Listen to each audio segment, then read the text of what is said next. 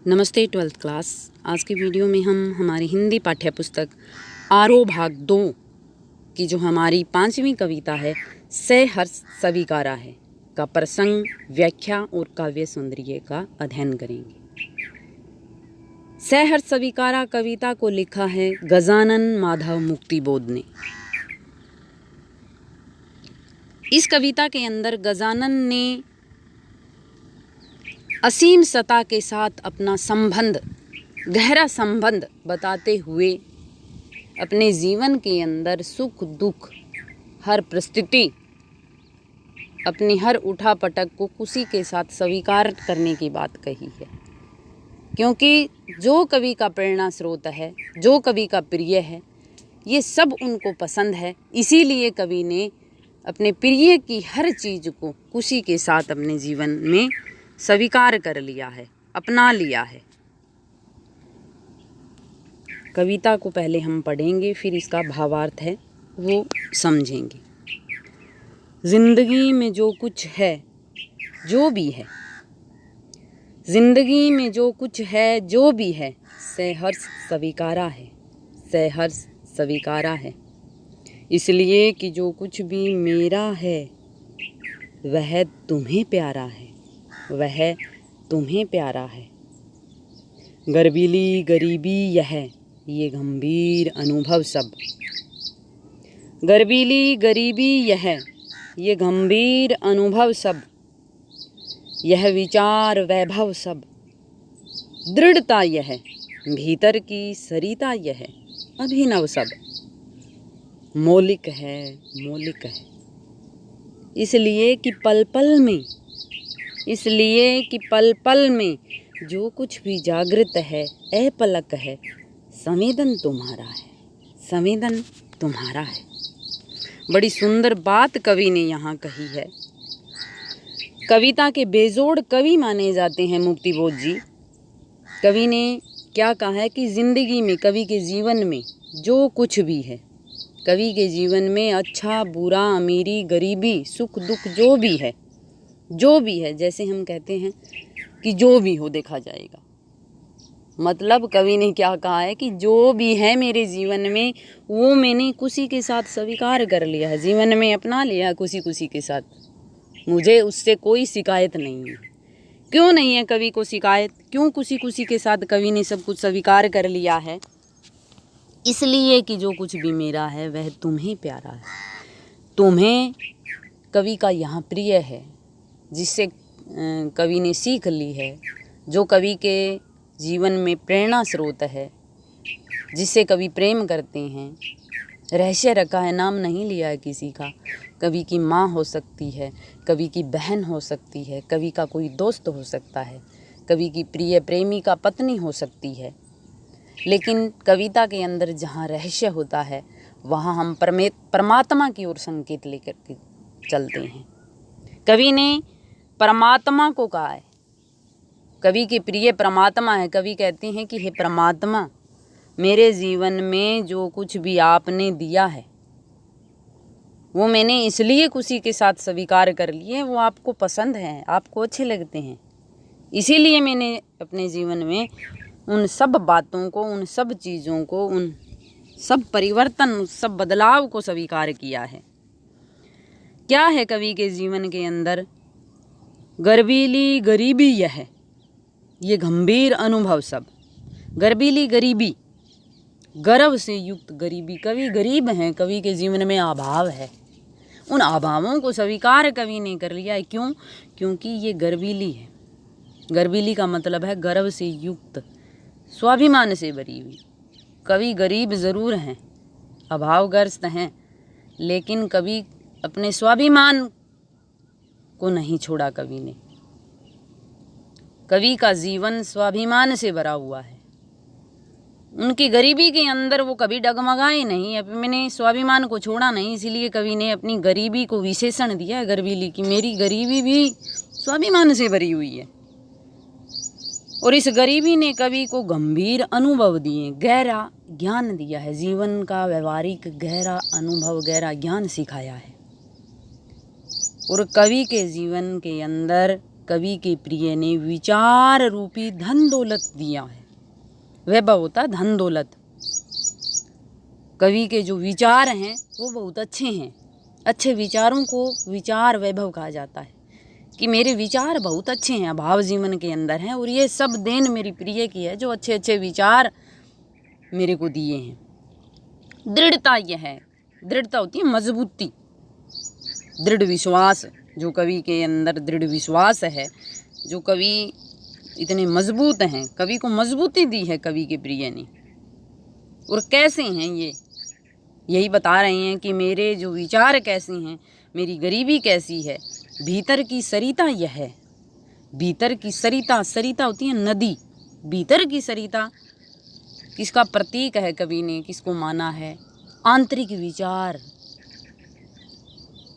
कवि के अंदर हमेशा बहने वाले विचार, जो अपने प्रिय के लिए कवि के जो विचार हैं, अभिनव सब सीखा हुआ कि मैंने जो जीवन से जो कुछ भी सीख रखा है, मेरे अंदर के जो विचार हैं, जो मेरी मजबूती है, विचार रूपी धन दौलत है, गहरे अनुभव है, मेरी स्वाभिमान से भरी हुई गरीबी है, ये सब कुछ मौलिक है। मौलिक है, मौलिक का मतलब है वास्तविक।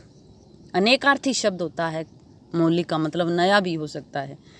तो यहाँ कवि ने क्या कहा है कि ये मेरे बनावटी नहीं है, इसमें झूठ कपट छल नहीं है।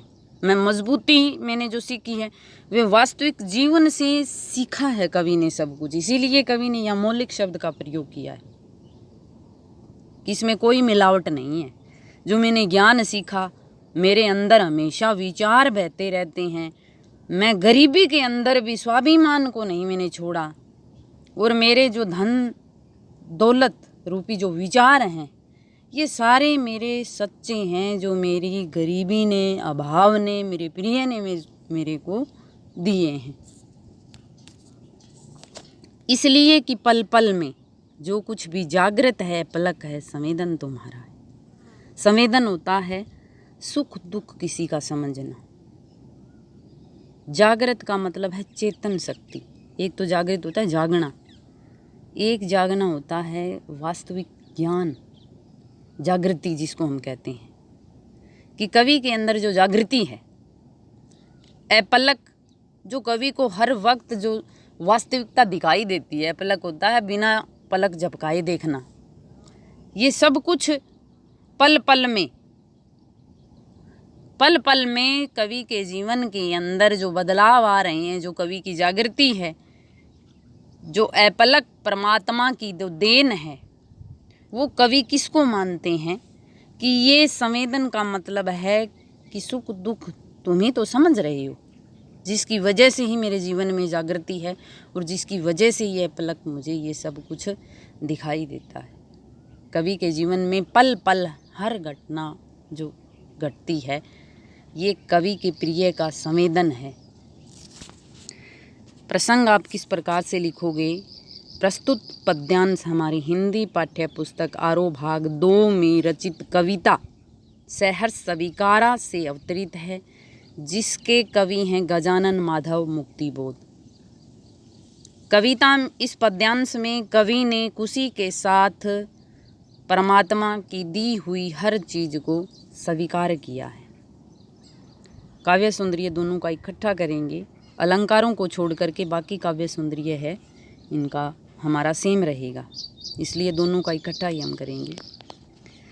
जाने क्या रिश्ता है, जाने क्या नाता है, जितना भी उड़ेलता हूँ भर भर फिर आता है, भर भर फिर आता है। दिल में क्या झरना है, दिल में क्या झरना है, मीठे पानी का सोता है, मीठे पानी का सोता है। भीतर वह ऊपर तुम, मुस्काता चांद जूं धरती पर रात भर, मुझ पर त्यों तुम्हारा ही खिलता वह चेहरा है, तुम्हारा ही खिलता वह चेहरा है। बड़ी सुंदर कविता है। बार बार जैसे इसको हम दोहराते जाएं, और जैसे जैसे हम इसको दोहरा रहे हैं गा रहे हैं, साथ साथ भाव भी हमारे समझ में आ रहे हैं। इसका भावार्थ हम आसानी से समझ लेते हैं अगर इसकी लय में अगर हम कविता को गाएं। कवि ने अपने प्रिय को संबोधन करते हुए क्या कहा है कि हे परमात्मा, हे मेरे प्रिय, तुम्हारे साथ पता नहीं मेरा कौन सा रिश्ता है, क्या नाता है, कैसा संबंध है। कभी समझ नहीं पा रहे हैं कि इतना ही कैसा नज़दीकी रिश्ता है, किस प्रकार का रिश्ता और संबंध है। बहुत गहरा संबंध है कवि का, प्रिय के साथ बहुत गहरा संबंध है। इसीलिए कवि ने कहा कि जितना भी उड़ेलता हूँ, उड़ेलता का मतलब क्या है, कवि अपने प्रिय के बारे में जो कुछ भी लिखते हैं कविता के अंदर, अपने विचार अपनी कलम से जितने भी लिखते हैं, कवि के मन में जो कवि के प्रिय के प्रति जो विचार उठते हैं ना, उनके बारे में जो कवि भी लिखते हैं, भर भर फिर आता है कि जितने भी भाव मेरे मन में उठते हैं मैं लिख देता हूँ, और भी भाव आपके प्रति भर जाते हैं मेरे जीवन में। इतना गहरा रिश्ता है हमारा।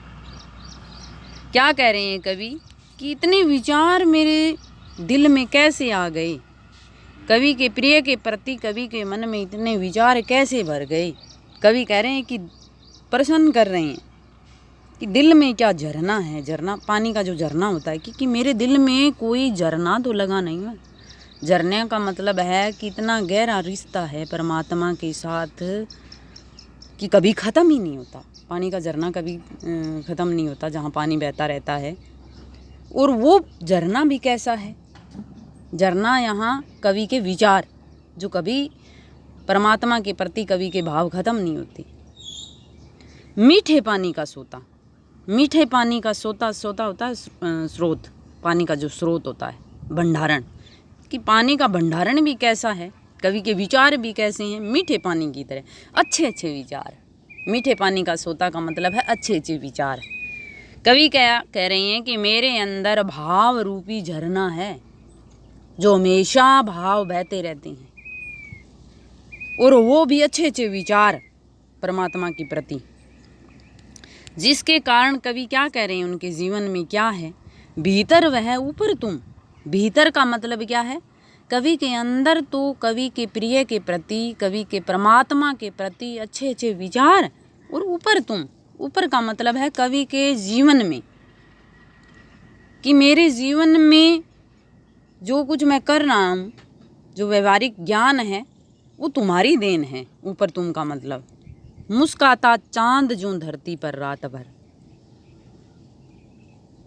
जिस प्रकार चांदनी रात में चंद्रमा चमकता हुआ सारा अंधेरा दूर करता है धरती के ऊपर, उसी प्रकार से कवि के जीवन में कवि के प्रिय का प्रभाव है।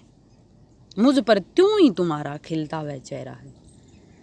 कवि के प्रिय का खिलता चेहरा का मतलब है हमेशा कवि के जीवन में प्रकाश में,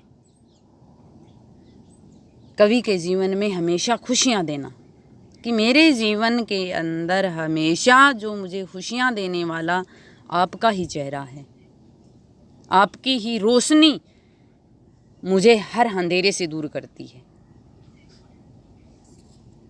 काव्य सौंदर्य हम करेंगे इसका, तो भाव में आप क्या लिखोगे। कवि ने असीम सत्ता के साथ अपना गहरा संबंध बताते हुए सब कुछ खुशी से स्वीकारने की बात कही। खड़ी बोली भाषा का प्रयोग गजानन माधव मुक्तिबोध करते थे। तत्सम, तद्भव और विदेशी शब्दों का प्रयोग कवि ने यहाँ किया है। और रहस्यवादी भावना, शांत रस है, प्रतीकात्मकता है यहाँ पर, इसलिए लक्षणा शब्द शक्ति है। मीठे पानी का सोता प्रतीक है अच्छे विचारों का। दिल में झरना कवि के भाव हैं, यहाँ झरना प्रतीक है कवि के भाव का।